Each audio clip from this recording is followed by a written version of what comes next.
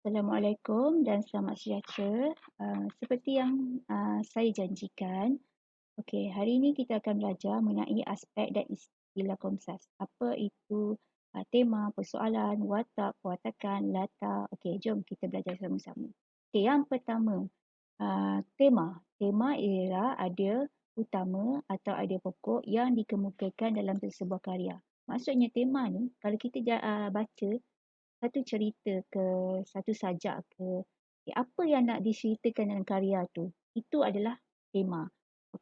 Macam yang saya suruh awak tengok drama hadiah dekat YouTube tu.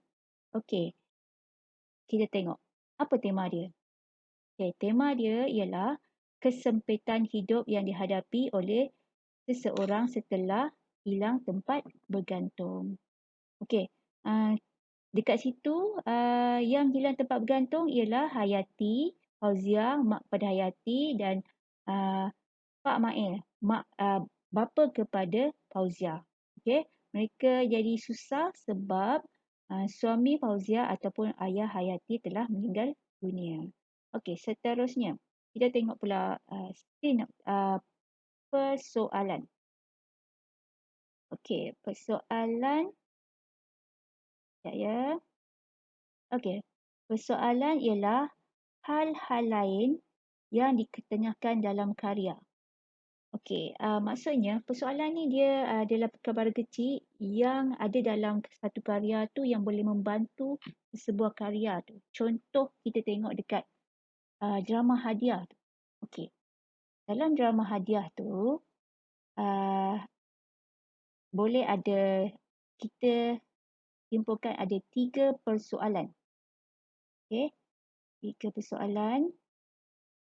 Yang pertama, naluri seorang ibu terhadap anaknya yang menghadapi masalah.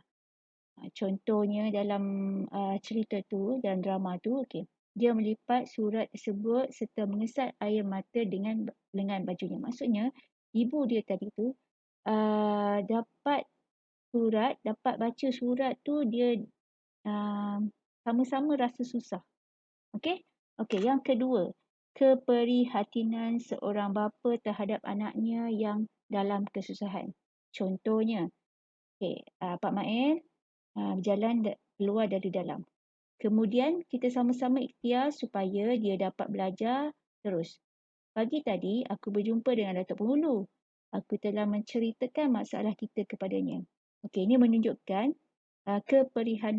keprihatinan Pak Mail kepada cucu dan anaknya. Seterusnya. Ketabahan menghadapi dugaan hidup. Contoh, Pak Mail. Beginilah hidup kita di dunia, Fauziah. Segala-galanya dalam kuasa Tuhan. Ini apa yang Pak Mail cakap dekat Fauziah, yang kita ni kena tabah hadapi dugaan. Seterusnya. Watak. Watak ni adalah pelaku utama dalam karya tu. Watak ada 2. Watak utama dan watak sampingan. Kalau watak utama ni, dia lebih fokus kepada orang tu ataupun watak tu. Watak ni boleh boleh pada orang ataupun makhluk lain. Contohnya kucing, ayam. Kalau ada dalam cerita tu lah. Watak sampingan ni adalah watak pembantu yang menghidupkan cerita tu. Pewatakan pula. Pewatakan ni adalah sifat atau kelakuan watak. Kita tengok dalam cerpen hadiah tu. Kita tengok dalam cerpen hadiah. Sekejap ya.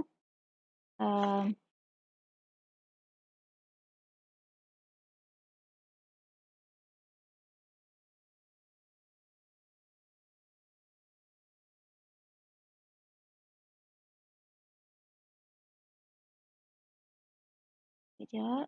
Cerpen hadiah. Kita tengok watak utama. Watak utama, Pak Mail. Pak Mail ni dia seorang pesara kerajaan. Pewatakan dia yang kedua, ayah Fauziah dan datuk kepada Hayati serta Farid. Okey. Farid ni adalah adik kepada Fauzia. Adik kepada Hayati. Okey. Seterusnya dia menghormati tetamu. Okey. Macam mana Pak Mail ni dia menjemput orang naik ke rumahnya dan duduk. Itu maksudnya dia menghormati tetamu. Okey. Mementingkan ilmu. Contohnya dia seboleh-bolehnya suruh Hayati pergi sambung belajar. Okey. Seterusnya kita tengok pula. Latar. Okey, latar ni dia terbahagi pada 3. Latar masa, latar tempat dan latar masyarakat. Okay, kita tengok pula apa latar untuk cerpen hadiah ni. Okey. Sekejap.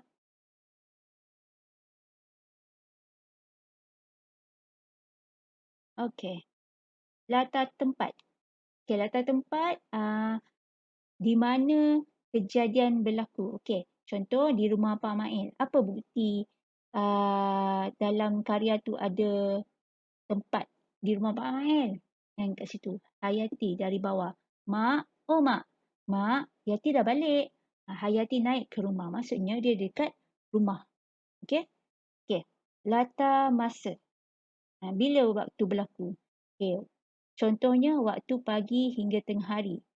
Contoh, Fauzia memandang ayahnya. Kalau mengikut suratnya pada hari ini, ayah, dia mungkin akan sampai petang ini. Maksudnya, belum petang lagi. Okay? Maksudnya dia antara pagi atau tengah hari. Okay? Okay, latar masyarakat pula. Latar masyarakat. Masyarakat yang miskin. Okay, 2 bulan kebelakangan ini, bayaran asrama anak dia tidak beres sepenuhnya. Maksudnya dia tak ada duit untuk nak bayar yuran asrama.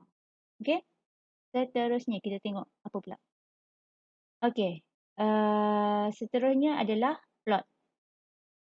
Okey, plot ni terbahagi kepada 1, 2, 3 dan 4. Okey, plot kenapa dia kena ada macam menaik ni. Okey. Yang pertama tu permulaan. Jadi dia dekat bawah sini. Okey, pengembangan dia dekat tengah-tengah. Tapi dia punya anak panah naik ke atas. Okey, climax dia ada di atas sekali. Dan peleraian dia ada di bawah. Okey, kalau awak tengok permulaan cerita tu, cerita macam cerpen hadiah tadi tu, yang mula-mula Hayati termenung sebab suami dia dah meninggal. Jadi dia dah susah. Okey. Yang kedua pula, pengembangan cerita. Datanglah orang yang orang yang nak bantu dia. Okey, climax ni kemuncak cerita. Sebab tu dia ada ke atas. Okey, kemuncak cerita. Jadi orang tu bagi duit, bagi bantuan dekat dia. Okey. Jadi kita rasa macam itulah kemuncak cerita. Kalau cerita tu habis je kat situ, bagi duit je. Lepas tu orang terus balik. Jadi dia macam cerita tu tergantung. Jadi lepas climax dia ada peleraian.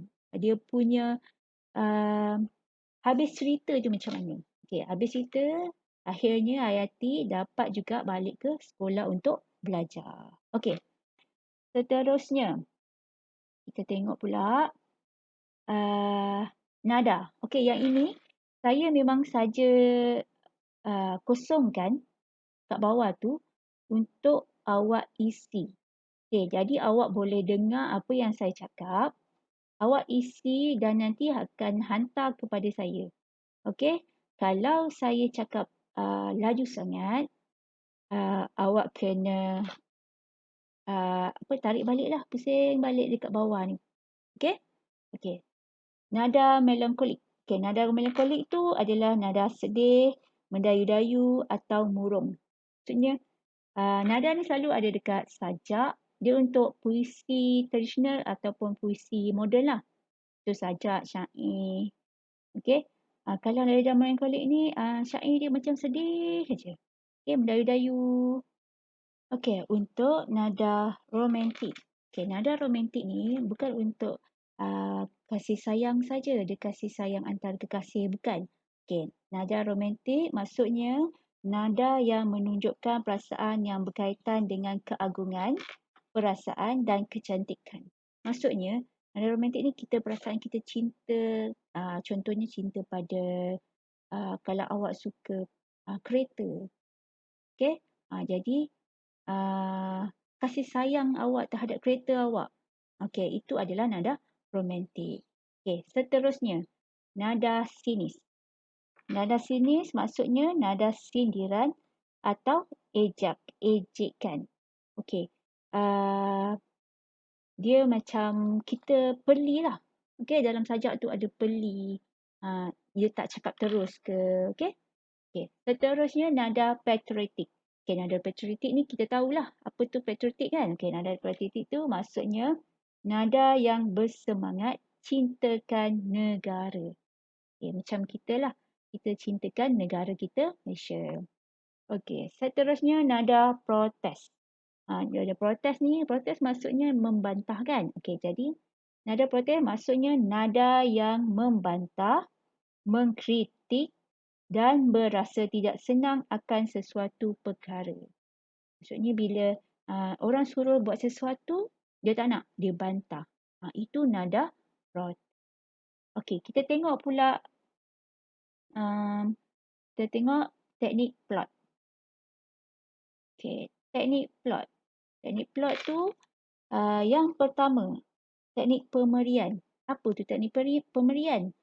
Teknik pemerian maksudnya menceritakan sesuatu. Okey, contohlah kalau awak buat cerita. Okey, ada satu hari dia telah pergi ke sekolah menaiki basikal. Maksudnya awak cerita, awak ada teknik pemerian kat situ. Maksudnya awak cerita dia tu pergi sekolah dengan apa. Okey. Seterusnya teknik dialog. Okay. Dialog ni macam kita tahu dialog adalah perbualan antara dua orang atau lebih. Kalau seorang-seorang tu lain. Okey. Jadi teknik dialog maksudnya perbualan. Okey. Yang ketiga, teknik monolog. Ni yang saya cakap seorang-seorang ni. Okey. Monolog ni maksudnya pengucapan bersendirian. Cakap sendiri. Bukan gila tau. Tapi ini benda yang selalu kita cakap. Okay? Benda yang contohnya kalau awak terlupa bawa buku kerja kat sekolah. Kan? Baru teringat, alamak lupa bawa. Maksudnya itu awak telah melakukan teknik monolog. Okay, awak bercakap tapi orang lain boleh dengar. Tapi awak cakap dengan diri awak sendiri. Okey. Seterusnya, teknik monolog dalaman. Tadi monolog, yang ini monolog dalaman. Monolog dalaman bermaksud pengucapan dalam hati. Maksudnya awak cakap dalam hati. Okey, kita hari-hari kita cakap dalam hati, betul? Okay. Contohnya lah, awak masuk kelas. Masa tu awak tak makan lagi. Masa cikgu tengah mengajar dan hati awak, laparnya bila dah dapat makan. Dalam hati, tak dengar. Itu monolog dalaman. Okey. Seterusnya, teknik imbas kembali. Okey. Apa tu teknik imbas kembali? Teknik imbas kembali maksudnya peristiwa yang dikenang semula. Maksudnya, peristiwa tu dah berlaku. Dia tak semestinya berlaku lama 3-4 tahun, setahun, bukan. Dia selepas 1 saat, 2 saat pun dia jadikan sebagai teknik imbas kembali. Okey. Jadi imbas kembali ni maksudnya teknik peristiwa yang dikenang semula. Okey. Dapat. Okey. Seterusnya. Teknik imbas muka. Tadi imbas kembali ni imbas muka. Tapi bukan muka kita yang kita scan. Bukan. Okey, teknik imbas muka maksudnya ramalan peristiwa akan datang. Tadi yang dah lepas. Yang ini yang akan datang. Contohnya lah, awak duduk dalam kelas. Okey. Lagi setengah jam awak nak balik. Okey, awak lakukan tadi imbas muka. Nak balik ni, nak makan nasi ayam lah kat kedai depan. Itu teknik imbas muka. Belum jadi lagi, tapi awak dah mengagak apa yang awak akan buat selepas tu. Okey. Okey. Seterusnya, kita masuk nilai pula. Okey, yang nilai ni tak perlu awak tulis maksud dia. Sebab nilai ni kita dah tahu lah apa maksud dia kan. Okey, yang pertama, keadilan, adil. Okey. Yang kedua, amanah. Yang ketiga, bertanggungjawab. Yang keempat, berdikari. Seterusnya, ketabahan, keinsafan, kejujuran, kesederhanaan, mengenang budi, bertolak ansur, hormat menghormati, ketaatan, kebijaksanaan, berbudi bahasa, merendah diri, patriotik, kerajinan, kesabaran, simpati atau belas kasihan, bekerja, tolong menolong dan keyakinan. Okey, ini semua nilai. Okey, kalau awak tengok nilai ni ada satu perkataan je. Kalau ada pun dia adalah kata ganda. Okey, kita tengok contohnya lah. Okey. Tolong menolong. Ini adalah kata ganda daripada kataan dasarnya tolong. Okey. Hormat menghormati. Daripada kataan dasar dia hormat. Okey. Seterusnya, dah habis pasal nilai, kita masuk pula pasal pengajaran. Okey. Dalam cerpen, dalam novel, selalunya dalam puisi, selalunya kita akan minta murid masukkan apa pengajaran yang dia dapat daripada apa yang dia baca. Okey. Pengajaran maksudnya mesej yang ingin disampaikan oleh pengarang dalam bentuk peringatan atau pedoman sebagai inti fikirannya yang terungkap daripada sesuatu cerita yang tersirat yang digambarkan melalui peristiwa dan watak-wataknya. Okey, daripada tu salah ejaan. Okey. Okey. Kalau nak tulis pengajaran, dia mesti ada perkataan kita mestilah. Okey. Kita kena mula daripada perkataan kita mestilah, kita hendaklah, kita janganlah. Contoh tadi drama hadiah tadi kan. Okey. Kita mestilah, pengajaran je lah. Kita mestilah membantu orang dalam kesusahan. Contoh lain, kita hendaklah bersabar dengan dugaan. Contohnya, Hayati, dia bersabar dengan dugaan yang mana dia mungkin terpaksa berhenti daripada sekolah ceramah. Itu dugaan dia.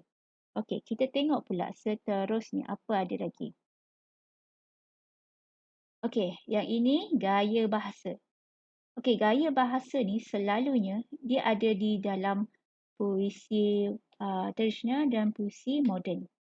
Okay, kalau awak tengok kat sini, hyperbola. Apa tu hyperbola?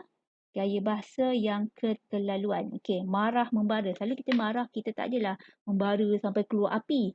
Tapi sebab dia gaya bahasa yang keterlaluan, dia nampak marah yang sangat-sangat. Jadi dia tulis kat situ, marah membara. Okey, similar pula. Apa tu similar? Okey, similar tu adalah perbandingan. Mesti dia ada perkataan bak, seperti, bagai, ibarat atau umpama. Contohnya lah, dia nak cakap orang tu cantik. Okey, jadi dia cakap gadis itu cantik seperti bulan. Contoh. Okey? Okey. Seterusnya personifikasi. Pemberian sifat manusia kepada benda yang tidak bernyawa. Okey, contoh. Pohon melambai-lambai. Okey, pohon tu, pokok tu ada tangan ke untuk lambai? Tak kan?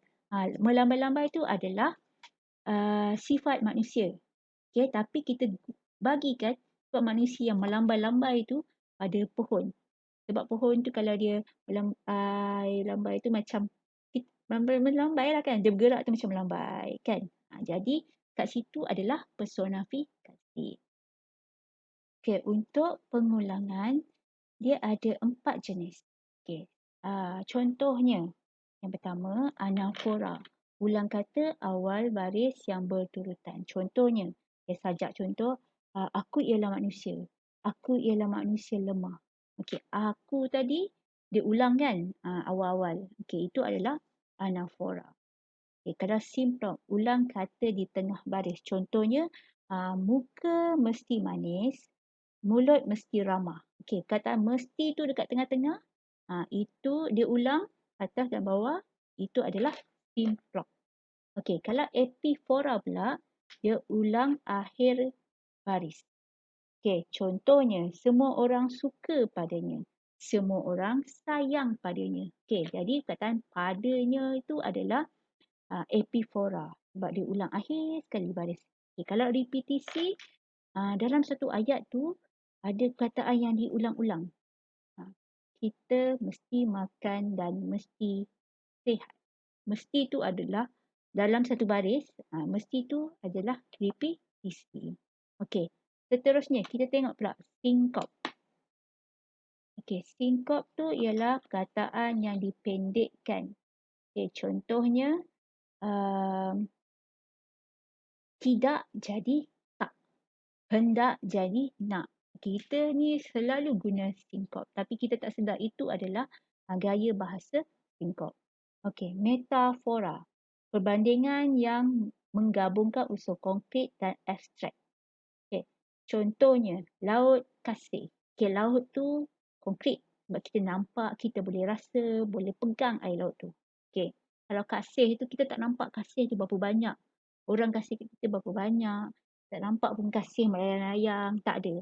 Jadi kasih tu adalah abstrak. Bila kita gabungkan dua perkataan tu, dia jadi metafora. Seterusnya. Inversi. Inversi maksudnya gaya bahasa yang menyongsangkan ayat. Contohnya, nasi dimakan oleh saya. Kalau kita inversikan, bukan nasi makan saya. Yang pertama, salah tadi. Saya makan nasi. Kalau diinversikan, nasi dimakan oleh saya. Bukan nasi makan saya. Seterusnya, diksi. Diksi ialah bahasa lain yang digunakan. Contoh dalam bahasa, dalam sajak tu ada bahasa Arab. Contohnya, reda. Itu bahasa Arab yang dibahasa Melayukan. Selain tu, selain itu, peribahasa.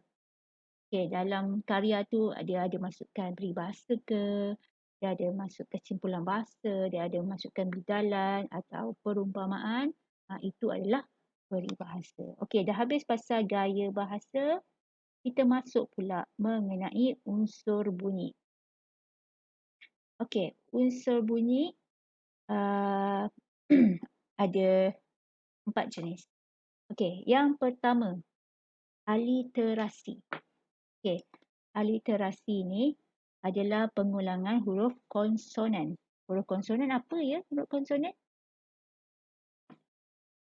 Huruf konsonan ialah huruf selain daripada huruf A, E, I, O, U. Sebab asonansi dia guna huruf vokal.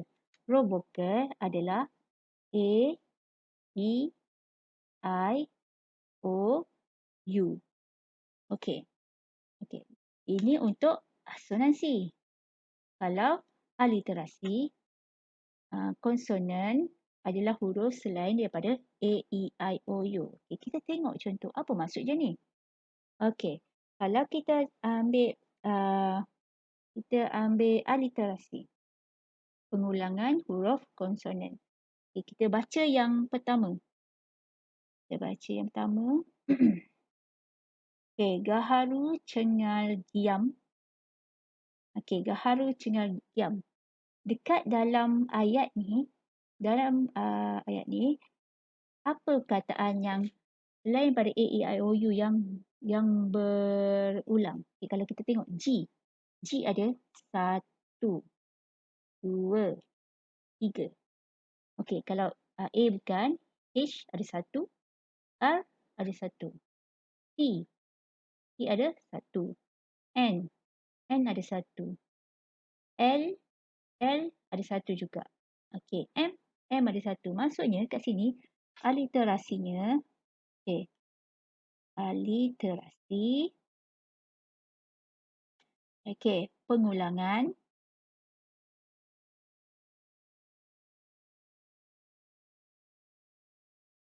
konsonan, lagi bawah pula, G. Okey, okey, konsonan G.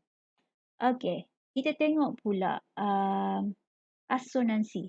Asonansi tu pengulangan huruf vokal.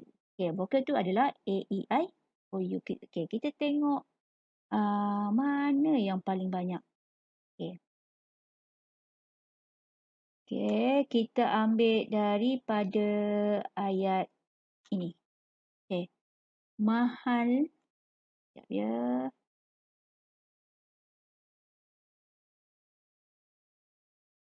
Okey. Mahal, demam, murahlah, sakit. Okey. A ada berapa? Okey, kita gariskanlah. Daripada sini pun kita dah nampak sebenarnya. Okay, A ada 1, 2, 3, 4, 5 dan 6.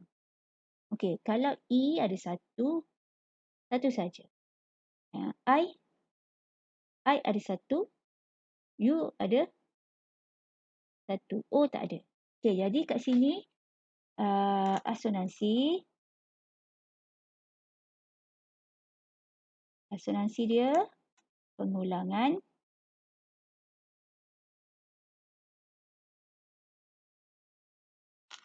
vokal A. Okey, maaf tulisan tak cantik dekat skrin ni, dia tegak, nak tulis susah. Okey, jadi itulah pasal mengenai aliterasi dan asonansi. Okey, kita tengok pula jeda. Okay, jeda ni selalunya ada dekat dalam syair. Okey, tersebutlah kisah, berhenti. Suatu cerita. Okay, berhenti. Maksudnya tadi selepas tersebutlah kisah, kita berhenti, itu adalah jeda. Okey, seterusnya. Rima akhir. Rima akhir pengulangan bunyi pada bunyi yang sama pada akhir baris puisi. Okey, kita tengok tadi pantun dua kerat. Okey.